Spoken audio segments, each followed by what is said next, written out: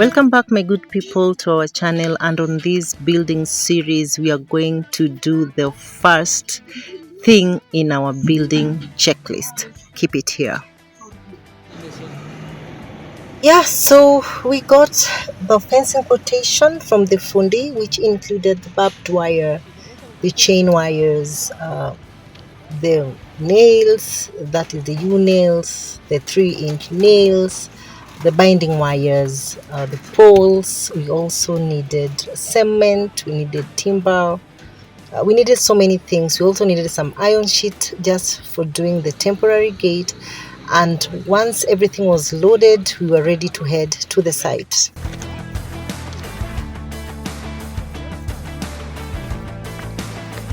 So on our last series, we had already prepared the land and cleared it ready for building. So on this series, we are going to make sure that we have all the materials needed before we start doing the first thing on our checklist.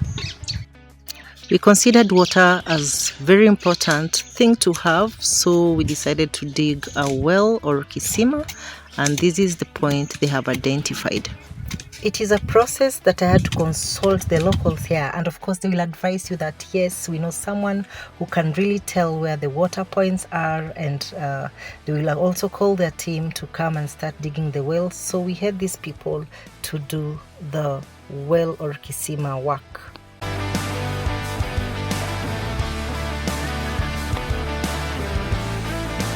So this string is for measuring the fencing line. So they start by measuring and putting the pegs and then the strings to guide them on the path to follow.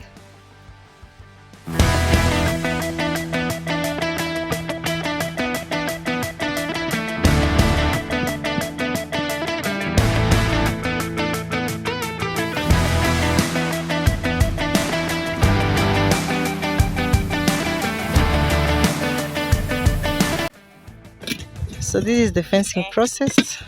We are digging the holes for the poles, and according to the fundi, we are supposed to do 1.5 feet holes, which will be good for the poles.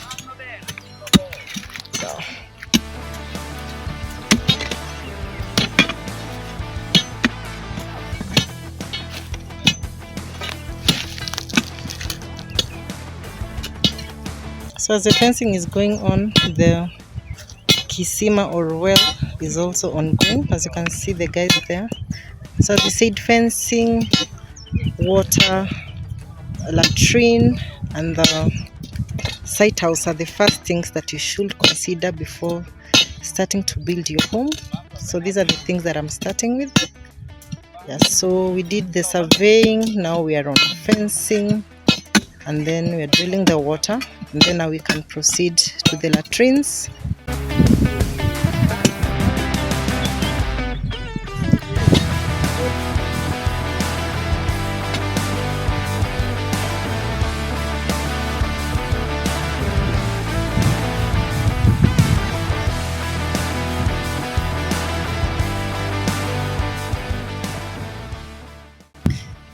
So these are the holes that they will be using to put the fencing poles, and they are 1.5 feet.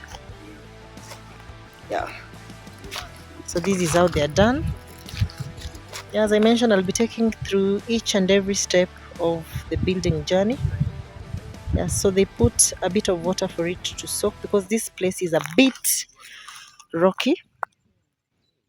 It's a bit rocky. Yeah, so when they put the water, maybe I can show you the inside.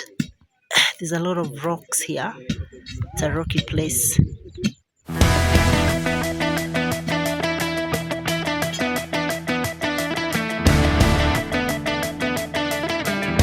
So once they align the lines, they use pegs, and then now they dig the holes for each pole,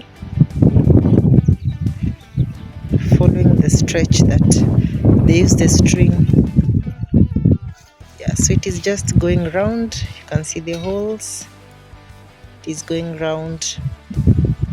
Yeah, so having your fence secured before you start anything is very, very important. You can see the trees, the indigenous trees. So we just add a few for landscaping and maybe flowers for beauty. Yeah, but so far so good. At least I have trees in this space, so I won't have to plant a lot of trees here.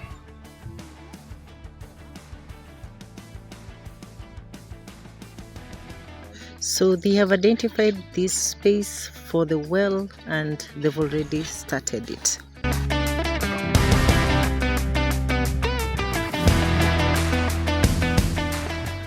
So the Kisima work is ongoing and we're just hoping that they get to the place where they'll find water soon.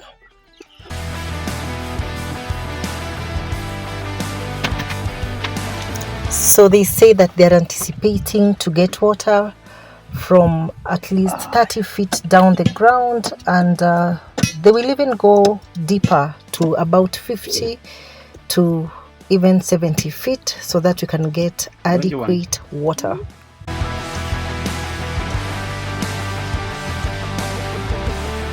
Yeah, so the offloading of ballast and sand is ongoing here, and they've already put the poles into the holes as they wait to now align them and then do the thing we call here as koroga, just to make sure that the poles are well fitted into the holes.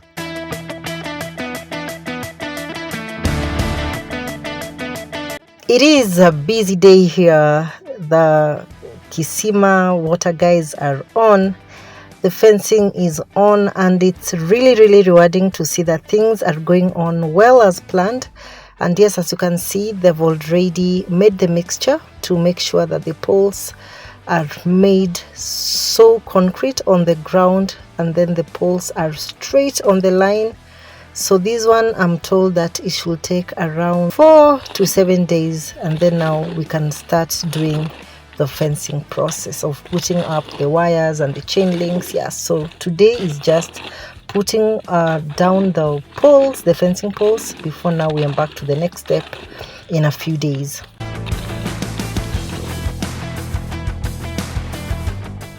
The place is a bit hilly, and you can see it's like the guy is really climbing with a mixture of sand, ballast and cement, just to try to make sure that they hit the day. And the mixing is also ongoing, so you really need a lot of people, like enough manpower to do all this work. It is a one-day work, so with enough manpower, and when you start early, it will just take a few hours and the putting up of the fencing poles will be done. It's been 6 days of curing of the poles and they are now dry, and we've started on doing the real fencing process. And as you can see, the fundis are all up, and as you can see here, they're starting with the lowest wire, and here they're using the barbed wire, and it will be just going round, and I can see them measuring some meters apart as they go up. So let us just see how the process goes. I'm really enjoying because I'm learning, and I think as at now I can already be a fundi. Like, I've learned so much. I can koroga, I can measure how straight the poles are, I can already know how the fencing wires are fixed. It's really a nice experience being on ground and seeing the energy used here, and just the expertise that these fundis are putting across. I really appreciate every work, because as I've been walking around, I've just been seeing fences, and I've never thought that it is such a hectic work. Trust me, I was on ground, and this thing is not easy. It's not easy. You need to tighten, you really need to measure the feet that you're supposed to do for the spacing. And as all these were going on, we're still making sure that we are clearing the land and making everything go well. So after putting up the barbed wire, they're now starting with the chain link, just to make sure that nothing enters the ground, I mean the field. Yeah, so the chain link and the barbed wire makes the place so secure and so safe. And then after this, I'm planning to do some live fence, that is live plants. Yeah, so I'm yet to decide which plant to put across or around the fence, so that I can just have that beautiful green fence. So we decided to separate the land into two, like the place where we are going to put the home and the place where we are going to put maybe our animals, the small kitchen garden, and maybe where we put maybe our poultry, our goats, our sheep. Yeah, so that they don't interfere with our normal lives. Yeah, it's very good to have a separate land for farming and a separate land for your home. Yeah, so the clearing is still on, the fencing is almost done. It's in the evening. It's so rewarding to see what we've achieved so far. I'm so glad and happy to see how everything is going on here. Yeah, and for the temporary gate, the fundi is also here. It's a bit late in the evening, but we have to make sure that everything is done by the end of day. Yeah, so we decided to put a temporary gate because we want to fix the permanent gate after we finish the building process. So for now, we're just doing this mabati or the temporary gate, and then we'll do the permanent gate later. Yeah, we're just avoiding the interference of the lorries, the canters when they're bringing in the material. So after all that is done, now we'll just put up the permanent gate. No pressure in building. Take a day at a time. Do what you can do. And yes, everything is so rewarding. Yeah. Once the process is done, once the process has started, everything else will just fall in place. Look at how beautiful this place looks. It's secure. The gate is up. And yes, our place is secure. That's the first and very important thing to do. Once your space is secure, you've now thinking about maybe how you're going to get water for building, and now you'll start thinking of how to put the other very important structures like the latrine, like the farmhouse, like the site house, other things, how you're going to prepare your other structures, the gazebos. Everything else will fall into place, but make sure that you've secured your piece of land.